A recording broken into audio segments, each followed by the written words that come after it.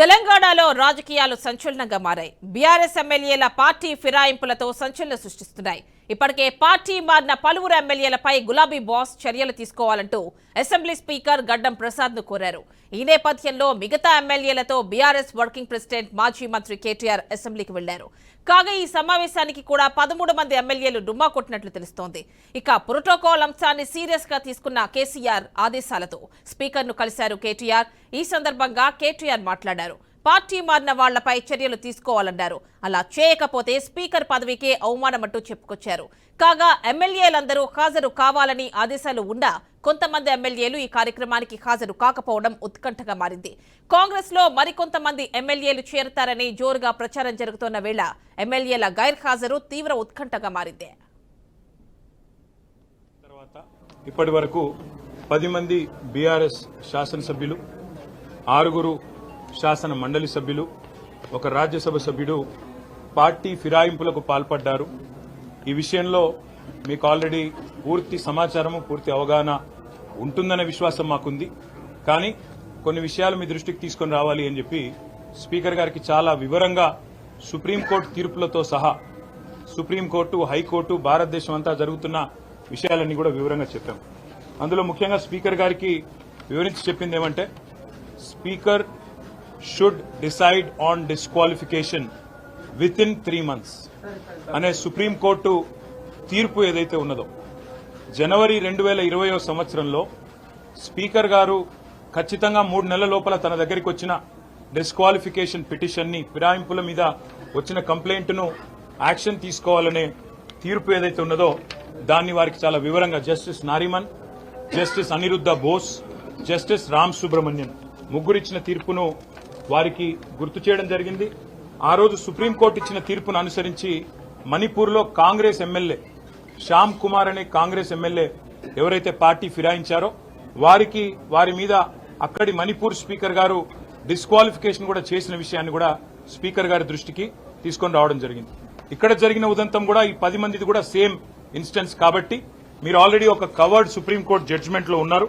దయచేసి మీరు ఈ విషయంలో మరి నిర్ణయం తీసుకోండి. తీసుకోకపోతే స్పీకర్ పదవికి కూడా అగౌరవం వచ్చే విధంగా ఉంటుంది. ఎందుకంటే సుప్రీంకోర్టు చెప్పిన తర్వాత కానీ మీరు నిర్ణయం తీసుకోలేదనే పరిస్థితి వస్తుందని చెప్పి స్పీకర్ గారికి విజ్ఞప్తి చేయడం జరిగింది. కాంగ్రెస్ పార్టీ అధికారంలోకి వచ్చినప్పటి నుంచి కూడా మరి ఎమ్మెల్యేలకు సంబంధించి మరి ప్రోటోకాల్ ఉల్లంఘన జరుగుతూనే ఉంది. లాస్ట్ టైం స్పీకర్ గారు కూడా మా నియోజకవర్గానికి సంబంధించినటువంటి మరి రిప్రజెంటేషన్స్ కూడా ఇవ్వడం జరిగింది.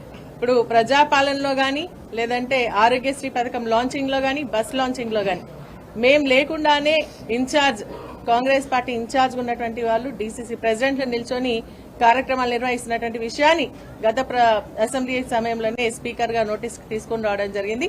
మళ్లీ ఇప్పుడు అదే కంటిన్యూ అవుతోంది. సర్వసభ్య సమావేశాలు అంటే ఎలక్టెడ్ రిప్రజెంటేటివ్స్ రావాల్సినటువంటి సమావేశాల్లో కూడా వాళ్ళే వచ్చి కార్యక్రమాలు నిర్వహిస్తూ గెలిచినటువంటి ఎమ్మెల్యేకి అక్కడ కనీసం ఇన్ఫర్మేషన్ కూడా ఇవ్వకుండా పోవడం జరుగుతోంది. అదేవిధంగా ప్రతి కార్యక్రమం, ప్రభుత్వం చేసేటువంటి ఏ కార్యక్రమం అయినా కూడా మరి వాళ్ళ ఆధ్వర్యంలో స్పెషల్ ఇన్వైటీస్ గా వాళ్ళని ఇన్వైట్ చేస్తూ మాకు కనీసం ఇన్ఫర్మేషన్ కూడా ఇవ్వకుండా కార్యక్రమాలు నిర్వహించేటువంటి పరిస్థితి ఈ రోజు మరి ప్రతి నియోజకవర్గంలో మరి శాసనసభ్యులు గెలిచినటువంటి వాళ్ళు ఎదుర్కోవడం జరుగుతోంది. మరి ఓడిపోయిన వాళ్ళు సైరన్లు వేసుకుని తిరుగుతా ఉన్నారు. ప్రతి కార్యక్రమాలకు వాళ్ళు అటెండ్ అవుతా ఉన్నారు.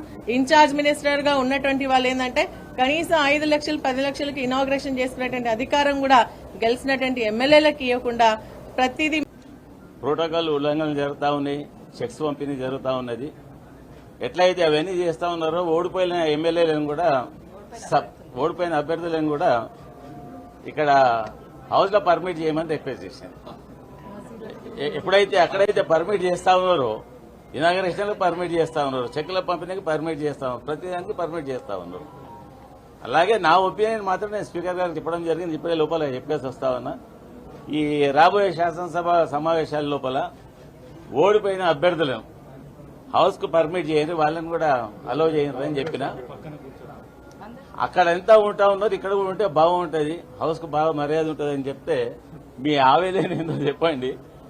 నేను మాత్రం ఎంత మటుకు అయితే యాక్షన్ తీసుకోవాలో ఖచ్చితంగా తీసుకుంటానని బాగా సీరియస్ గా నేను చెప్పడం జరిగింది.